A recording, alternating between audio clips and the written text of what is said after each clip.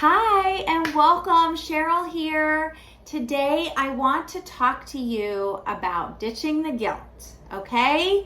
There is no need for all the guilt that we carry around as women, as moms, and I want to share with you what it's actually doing to you and how it's stopping you from reaching your potential. And I'm going to share with you ways to stop feeling guilty.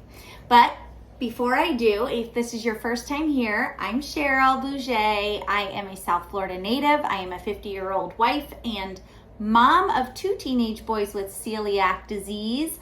I love to help moms live more and stress less. I like to help you find the joy again in your beauty, your health, and your soul. We color outside the lines over here. We don't fit into any boxes. Now, let me share with you guilt. I want to share with you first what it's doing to you and how it's holding you back. And I want to give you some tips how you can ditch the guilt. We all hold guilt in our lives, right? Some guilt, a little bit of guilt, is healthy. It helps us to have empathy and have some remorse maybe for things, our moral values that we're doing. But most of us carry around way too much guilt, and it's not healthy. It causes anger. It can cause resentment. It can sap your energy. It can get you sick. It can make you depressed. It affects your relationships. It can stop you from having success, both in relationships and your business and your personal life. Okay, all of those things. And you need to stop it, girlfriend. There is no reason for all the guilt that we carry around, especially as women and as moms. It needs to get out the door. There's 2 types of guilt that I believe that we have the most. The first one I'm going to talk to you about is the biggest, and it's the one most of us suffer with. Like 98% of us, I'm going to say, suffer with a lot, and it really needs to stop. But it's hard, and it's irrational guilt. This is the guilt that is not rooted in truth. It's assumed guilt. It's guilt from assumed judgment. Like we assume that other people are judging us for our choices, or it might be guilt that you have that you're carrying from things in your childhood or an experience in your past that you're carrying forward and then making standards or something that you're thinking that you should be doing or should be saying or should be being, and you're feeling guilty about it. And really, this is the biggest struggle. How many moms, let's take one example. There's a million examples, but working moms and stay-at-home moms. Working moms might feel guilty that they're not staying at home. They also might feel guilty because they're feeling like staying-at-home moms are judging them because they're going back to work and are not a good enough mom. Same thing goes the other way around. There are stay-at-home moms that feel guilty for staying home because they feel like working moms are judging them for not going out and working. Like there is a million different examples. That's just one small one. And it comes from perceived judgment. And some of them are from societal norms that, society puts on us.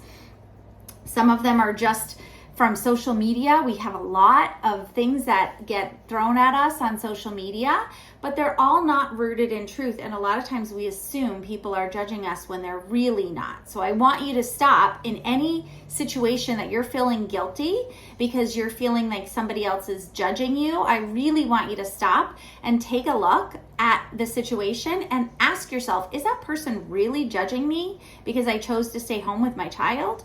Or is that person really judging me because I chose to go back to work? If they are, you need to cut that person out of your life, girlfriend, because they are not somebody that needs to be in your life. Nobody should be judged for making choices for themselves or their families that's best for them. But in general, it's usually us assuming that other people are judging us for, it's a million different things, okay? We can use weight. People feel guilty that they're being judged for their weight, for their looks, whatever it is. There's also not feeling worthy guilt. You might not feel worthy about a promotion that you got at work, or you might not feel worthy that your husband just bought you a spa day, and you're feeling guilty that you're laying there in the spa when you should be at home doing the dishes or playing with the kids, or you feel not worthy to go on a business trip that you are enjoying with your girlfriends or a girls trip. because you feel like you should be home. That's not feeling worthy guilt. And that's usually rooted in, some of it is, again, it's like expectations that are placed on us, but some of it is stuff that a lot of it's stuff that you carry from your childhood, that things that you just learned as a child and you grew up and made them, your own norms. Some of them are feeling guilty about not doing enough. Or feeling guilty that you're not doing what you're expected to do. Maybe you're expected by your standards to have a perfectly clean house all the time and, cook dinner every night and sit down and have a meal because maybe that's how you grew up, or maybe that's what your mom told you was the way to be a good mom, or maybe that's just what you believe from seeing on social media, or that's what you wish for, okay? But all of those things are, again, not rooted in truth. So I want you to stop whenever you're feeling guilty about something. I want you to stop and take a step back and take a deep breath. I'm always a big believer in stopping and taking a big breath. That helps so many things. And I want you to really analyze, is this rooted in truth? Should I be the perfect Pinterest mom and have the perfect clean house and bake cookies and bring them to a PTO meeting? And is that necessary? Does that make or break whether you're a good mom or not? It doesn't. It doesn't make or break whether you're a good human, woman, mom. None of this stuff does. It's stuff that you're generally putting on yourself, or maybe somebody is putting that pressure on you. And again, then you need to assess the people in your life and set some boundaries or cut them out of your life, because these are not rooted in truth. And they're stopping you from actually reaching the fullest potential that you have to be a mom, to be that wife, to be you, You should not feel guilty for doing things for yourself, for wanting things for yourself, for not wanting to do things. Don't feel guilty. That's all pressure put on us from the outside world and our lack of having boundaries. And it's not healthy at all. It hurts you. It makes you feel depressed. It makes you feel less than. And if we don't work to remove that feeling and this guilt from our lives, and it's just constantly weighing on us, it can actually affect you physically. The second type of guilt I'm going to talk about really quick, because I feel like it is valid guilt. So a lot of times we have guilt about something we've done. We've all done things we wish we wouldn't. And it's okay to feel guilty for a little bit of time for that. But it's more about really remorse. You're feeling remorse because you did something you shouldn't have done, or you wished you wouldn't have done, and that's okay. But I want you to think about these things when some of us just hold on to that guilt too long, okay? There's a amount of time where you can stop and say, all right, I feel bad, I've apologized, I've learned from this, and now it's time to move on. Holding on that guilt is keeping you stuck in the past and what you've done, and not allowing you to step forward in the future. Did you learn from it? Are you sorry that you did it? Did you learn from that? If so, that's a good thing. Would you forgive somebody else that did the same thing that you did?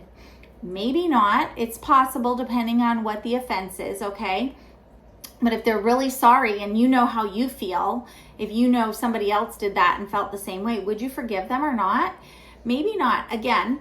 But whether you would or you wouldn't, one thing you can do is you make apologies and or amends. Maybe you have to make restoration for something that you've done. It may not be possible. Maybe you can't do anything. You can apologize and you have to leave it at that. And they don't have to forgive you for you to not have guilt. You have to be able to release that.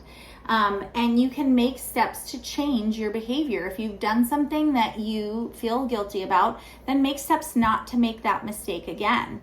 And you can write a letter. You can write a letter to yourself, forgiving yourself, because most of this guilt is held because we're not forgiving ourselves. Whether or not somebody else forgives you for what you've done is irrelevant to your feeling guilt. You have to forgive yourself. It's done. You've got to move on. It's in the past. So you have to forgive yourself and move forward into the future and make steps not to make that same mistake. You might need to seek some counseling. And this goes for both types of guilt. If you have so much guilt about something you're doing or not doing as a mom or a wife or whatever, or if you have so much guilt about something that you've done and you're not able to let the guilt go, please do not be afraid. There is groups, 12-step programs if that's called for, individual therapy. There are so many different types of counseling and therapy that you can go for that will really help you to work through it, because once you can release that guilt and once you can see guilt for what it is, feel it, move through it, and release it, then you are on the road to unlocking the potential for you to be your best self, for you to live your fullest, have the fullest relationships, have the fullest business, have the fullest amount of joy in your life. And that's what I want for you. So I hope you found this helpful. If you did, share it with a friend that you think is feeling way too much guilt, okay? And I will see you next time. Have a great day. Bye.